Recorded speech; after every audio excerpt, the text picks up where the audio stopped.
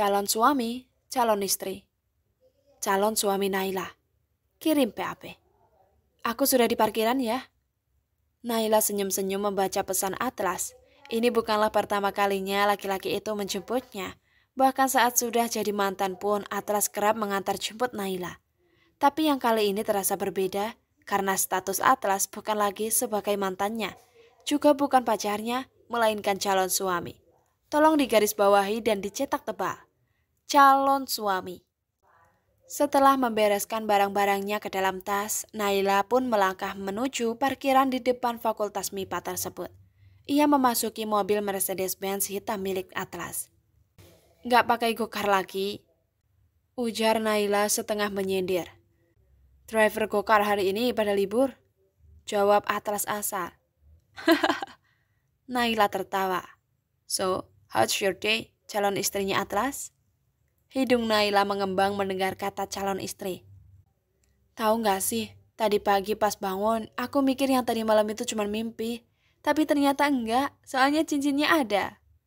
Naila memamerkan cincin di jari manisnya, wajahnya tampak berseri-seri.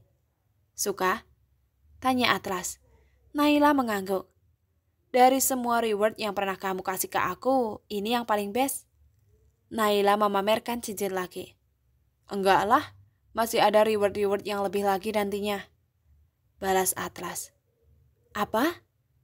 Tanya Naila penasaran. Kejutan tadi malam membuat Naila merasa candu. Ia ingin lagi. Jadi istri aku dulu, baru aku kasih rewardnya. Ucap Atlas sambil mencubit ujung hidung Naila dengan gemas. Emangnya nggak bisa di-spill sekarang? Nggak bisa, harus jadi istriku dulu baru boleh spill-spill. Atlas memasangkan seatbelt untuk Naila. Kayaknya aku tahu deh reward apa yang kamu maksud. Gumam Naila sambil mesem-mesem. Atlas mendelik. Apa? Atlas menyimpitkan mata, menatap curiga pada ekspresi Naila. Kamu mikir mesum ya? Tapi benar kan? Naila menaik-naikkan alisnya. Atlas langsung menggulung senyum. Kamu genit-genit gini bikin aku takut deh. Kuat gak ya aku nanti? Atlas. Naila menjauhkan wajah Atlas. Udah ayo jalan. Dia yang mancing-mancing, dia yang malu. Naila. Atlas geleng-geleng kepala sambil menyalakan mesin mobilnya. Naila membunyikan tawa kecil. So, ini kita mau kemana? Kamu maunya kemana? Balas Atlas. Aneh. Orang nanya malah ditanya balik. Sungut Naila. Itu membuat Naila jadi malas mengulangi pertanyaannya lagi. Hingga tidak lama kemudian Atlas memberhentikan mobilnya di depan sebuah toko bunga. Tunggu di sini sebentar ya. Ucap Atlas lantas turun dari mobil. Atlas membelikan bunga untuknya. Oh, how sweet. Tidak lama kemudian Atlas pun kembali dengan membawa mawar putih. Tapi ia letakkan di bangku belakang, tidak ia berikan pada Naila. Itu kontan membuat senyum Naila surut. Loh, bunganya bukan buat aku.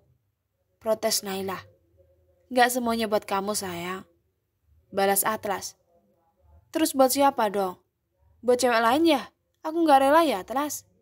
Astaga, calon istrinya Atlas ini bawel banget sih. Makanya itu dijelasin bunganya buat siapa. Jangan bikin aku overthinking. Rengek Naila. Cup. Atlas mengecup bibir Naila yang ternyata itu sangat ampuh membuat Naila berhenti mengoceh. Bibirnya memang sudah diam, tapi tidak dengan benaknya. Sesekali Naila masih melirik pada bunga itu dan menebak-nebak kira-kira pada siapa bunga itu akan diberikan oleh Atlas. Hingga tidak lama kemudian mobil itu berhenti di depan pemakaman umum, tempat jasad Darren dikebumikan. Bunganya buat Dedi. Atlas menjelaskan sebelum Naila bertanya-tanya lagi. Ia membukakan pintu. Kamu kok gak bilang sih mau ke sini? Ujar Naila. Suaranya terdengar agak berat, tidak selantang tadinya.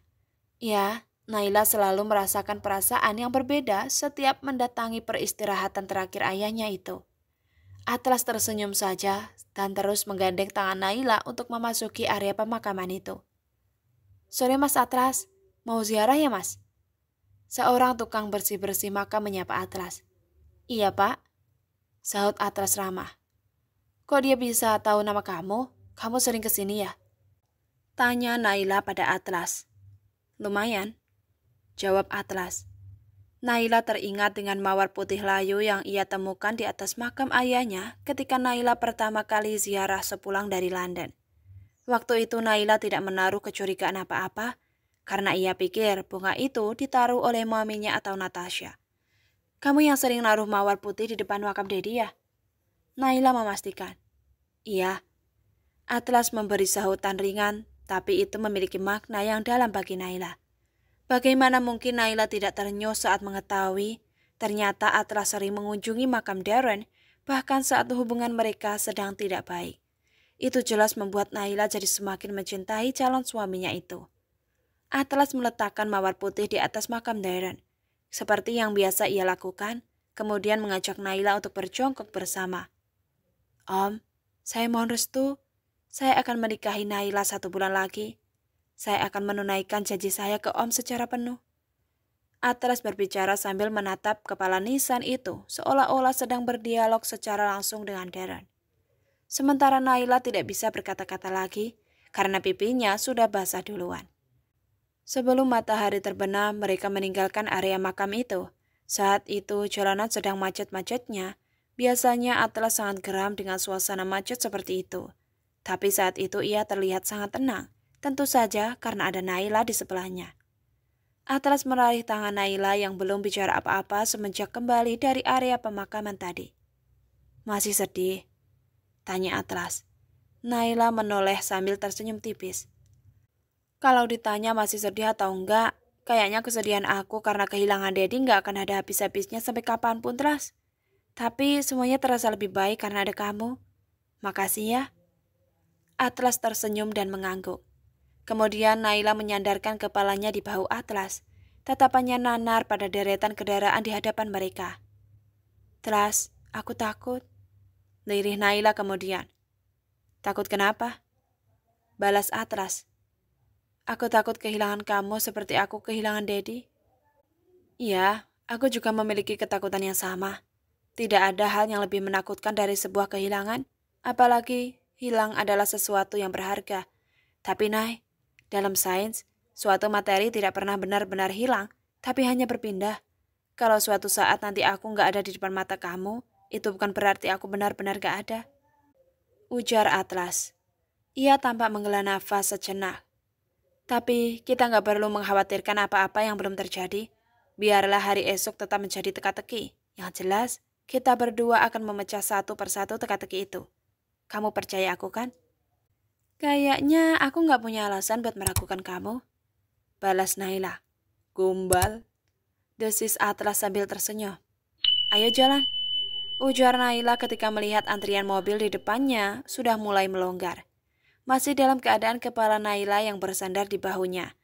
Sebelah tangannya yang menggenggam tangan Naila, Atlas melajukan mobilnya dengan kecepatan yang tenang.